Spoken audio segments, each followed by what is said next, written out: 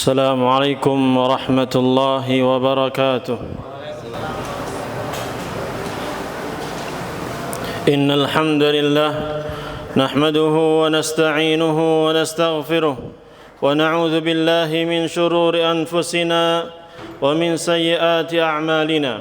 من يهده الله فلا مضل له ومن يضلل فلا هادي له.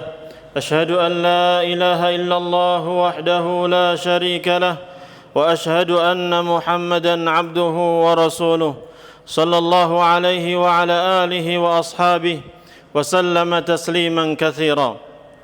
يا أيها الذين آمنوا اتقوا الله حق تقاته ولا تموتن إلا وأنتم مسلمون. يا أيها الناس اتقوا ربكم الذي خلقكم من نفس واحدة وخلق منها زوجها وبث منهما رجالا كثيرا ونساء واتقوا الله الذي تساءلون به والأرحام إن الله كان عليكم رقيبا. يا أيها الذين آمنوا اتقوا الله وقولوا قولا سديدا يصلح لكم أعمالكم ويغفر لكم ذنوبكم ومن يطع الله ورسوله فقد فاز فوزا عظيما. أما بعد فإن أصدق الحديث كتاب الله وخير الهدي هدي محمد صلى الله عليه وسلم وشر الأمور محدثاتها فإن كل محدثة بدعة وكل بدعة ضلالة وكل ضلالة في النار. معاشر المسلمين rahimani wa rahimakumullah. Bertakwalah kepada Allah Subhanahu wa taala dan berusahalah untuk senantiasa meluruskan niat kita dalam seluruh ibadah kita dan sesuaikan amal ibadah kita sesuai dengan sunnah Rasulullah sallallahu alaihi wasallam.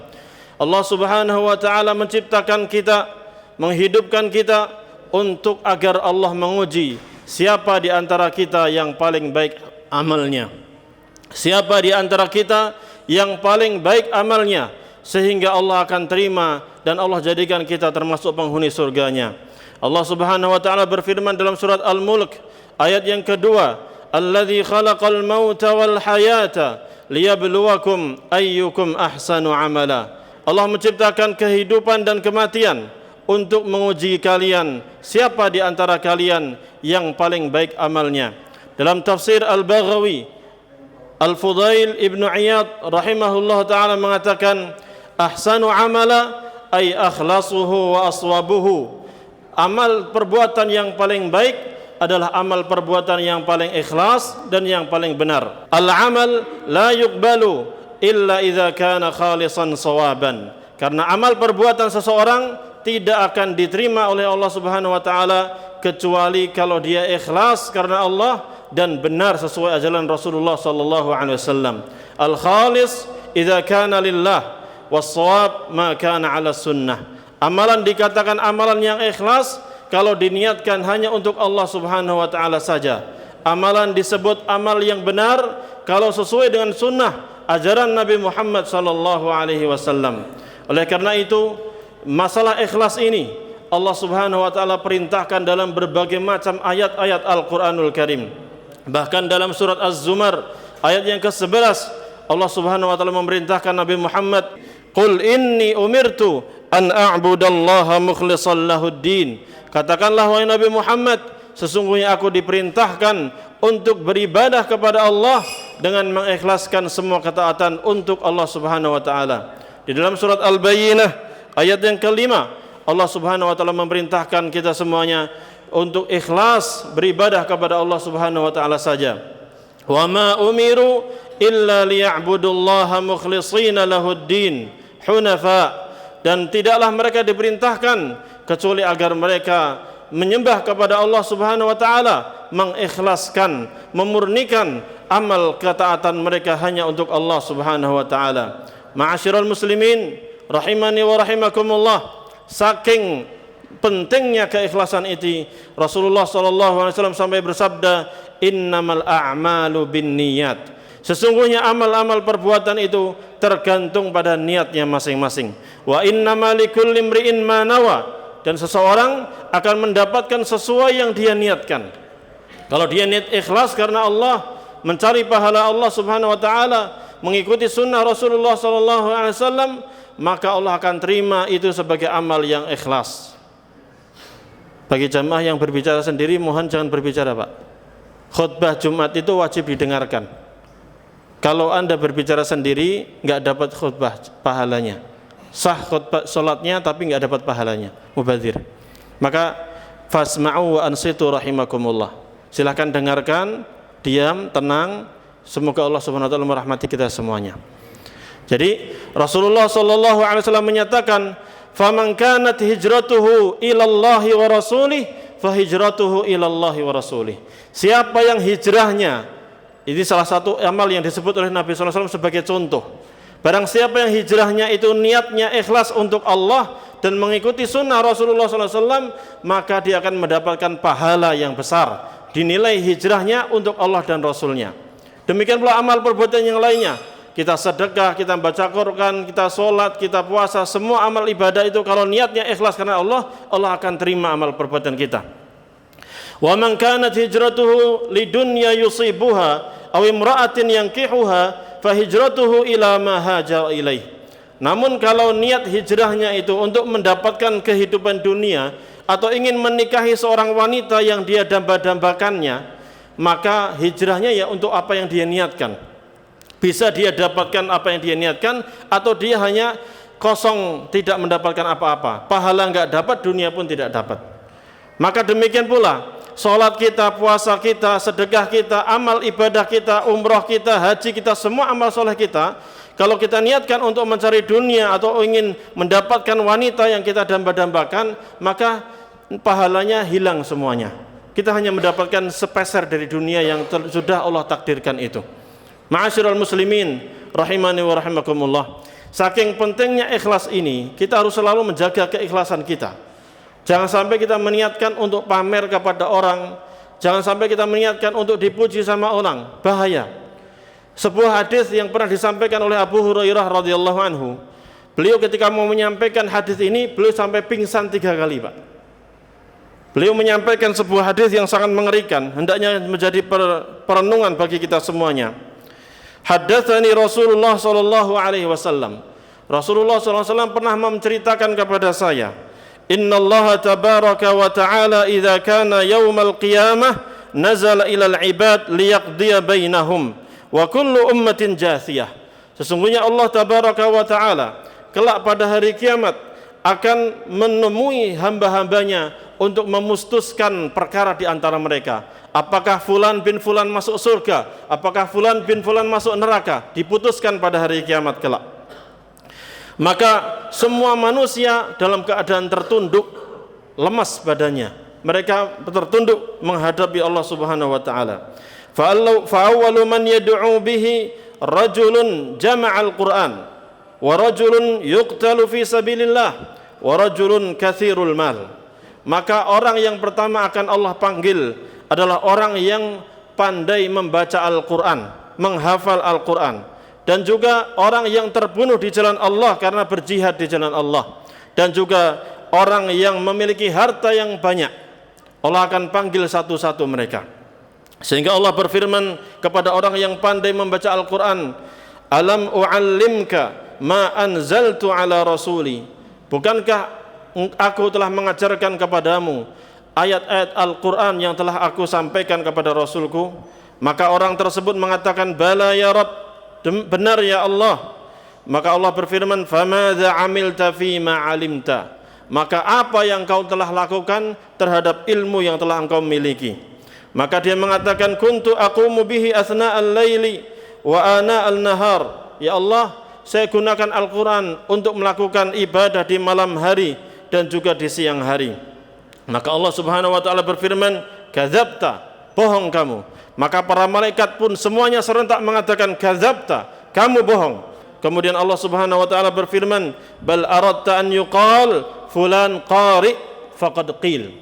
Kamu dulu membaca Al-Qur'an, menghafal Al-Qur'an agar engkau disebut-sebut sebagai ahli Al-Qur'an, penghafal Al-Qur'an, dipuji oleh manusia, dan kamu sudah mendapatkan pujian tersebut. Maka binasalah orang tersebut. Kemudian didatangkan seorang yang memiliki harta yang banyak, Maka Allah Subhanahu wa taala berfirman kepadanya, "Alam uwassi' 'alaika hatta lam ada'ka tahtaju ila ahad." Bukankah aku telah membuatmu kaya sehingga engkau tidak butuh kepada seorang pun dari manusia? Maka dia mengatakan, "Iya, bala." Maka Allah berfirman, "Famadza 'amilta fima ataituka?" Apa yang telah engkau amalkan dengan harta yang telah aku berikan kepadamu?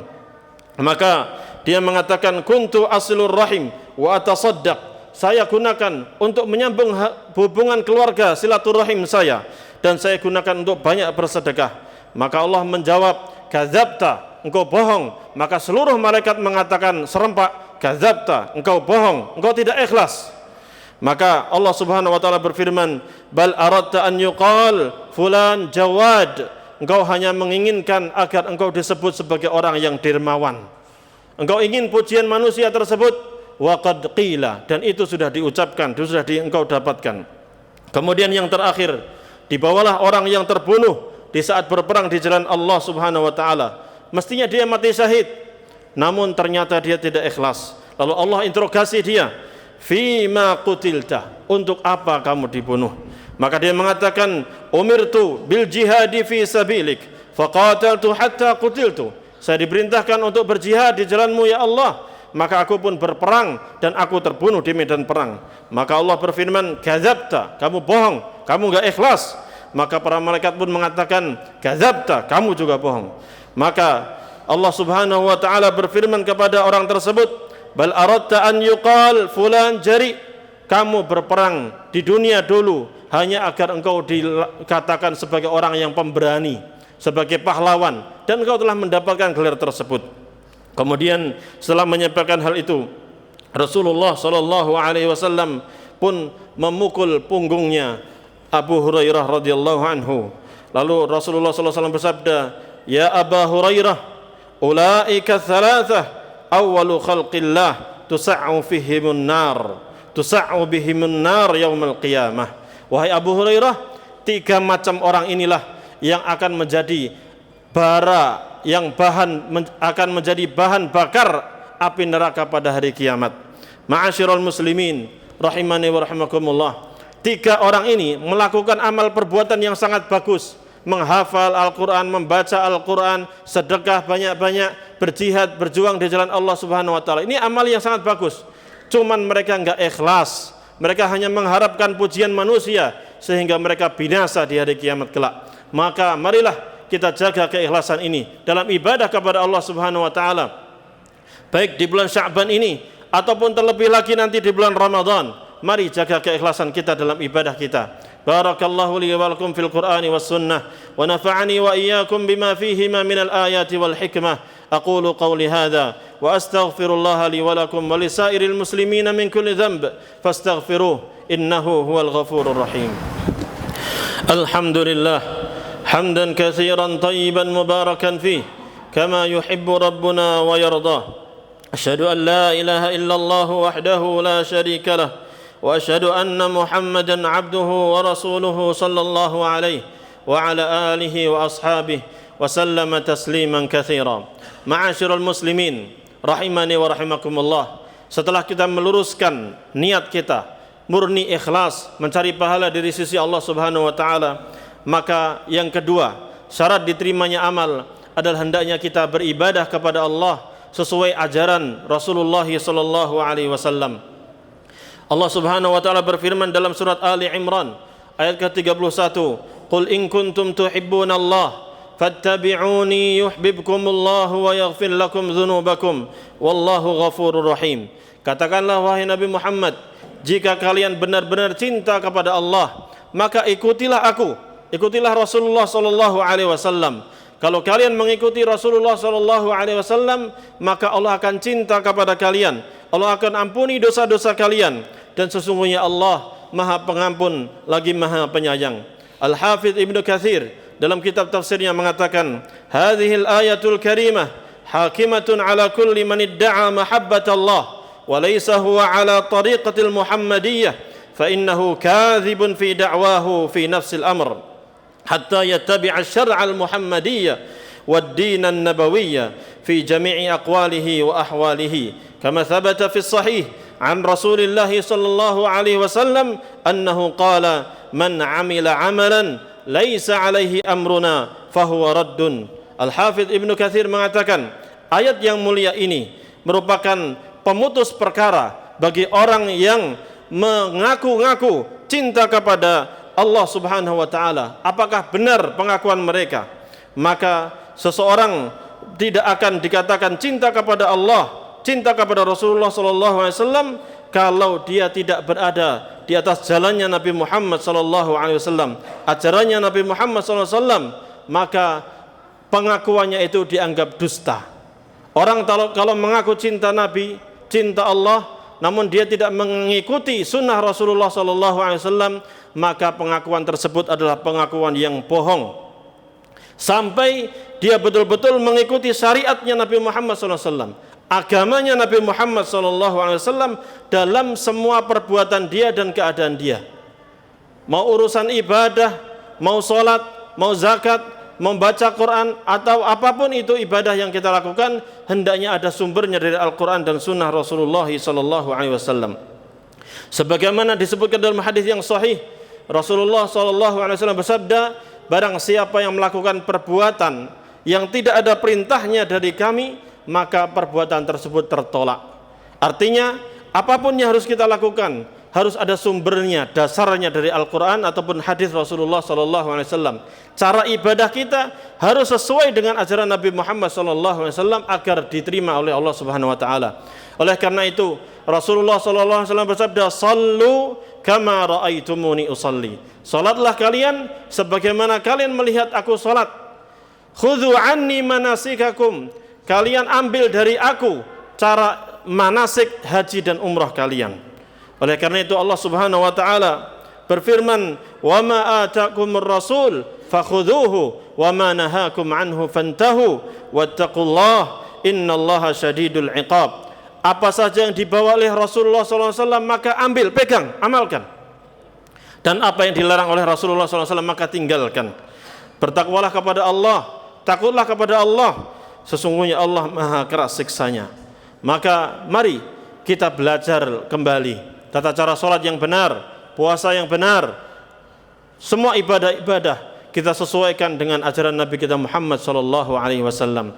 Di akhir surat Al-Kahfi, Allah Subhanahu wa taala mengumpulkan dua syarat diterimanya amal ini. Kita harus ikhlas dan harus sesuai dengan sunnah Rasulullah sallallahu alaihi wasallam.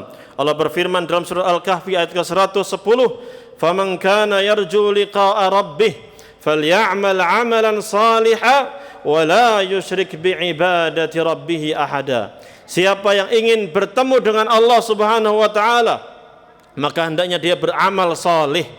Amal dikatakan amal saleh kalau sesuai dengan tuntunan Rasulullah sallallahu alaihi wasallam.